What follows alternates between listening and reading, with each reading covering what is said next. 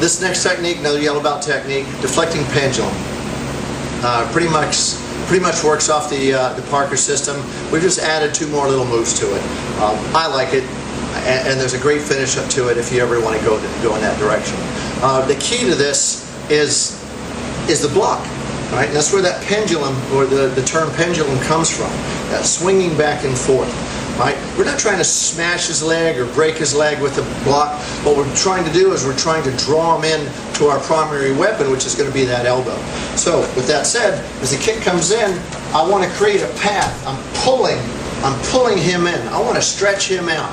So if he kicks straight towards my belt and I pull, boom, he's going to come in and turn slightly. Now that gives me the opportunity that I'm looking for. And I'm just going to keep that arm going as though it were a choo-choo train. Just a locomotive going down as I do my block, clear, I'm going to check his arm, and then step drag in, and roll an elbow, trying to catch that jaw. That's my target, is that jaw. All right, now, notice my shoulder. I've got this is my range for an inward elbow. Now, once I start going past, really, I say if this is horizontal or parallel to the floor, once I start going too far past that, I start looking at possible damage to my own shoulder, in which case I'll either adjust the target or adjust the weapon to keep my elbow a little bit lower than my shoulder. All right, we don't want to reach for a bunch of different reasons, but the primary one is just damage to the shoulder. Right? If we hit something that's immovable and our shoulder's way up here, our elbow's way up here above our shoulder, we've got the possibility of causing damage to ourselves. So, with that, kick comes in, check in, boom, there's that elbow.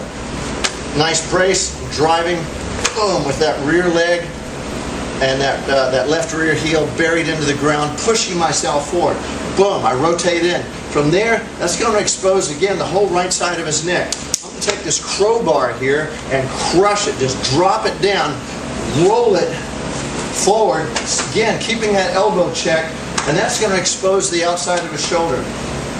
Alright, we're going to try and separate the clavicle at that point with that second or that third shot.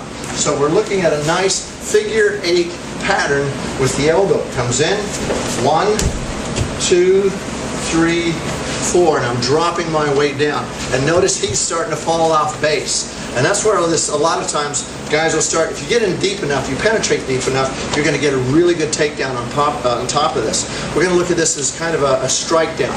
So let's go a little bit faster, but not too fast yet, so I can give you an idea. And this is going to have the takedown combined within it. But the biggest thing about it is you got to project. You got to penetrate into his space. You got to dominate his space. You got to take his space and make it your space. So again, kick comes in, boom, hit, forearm, bam.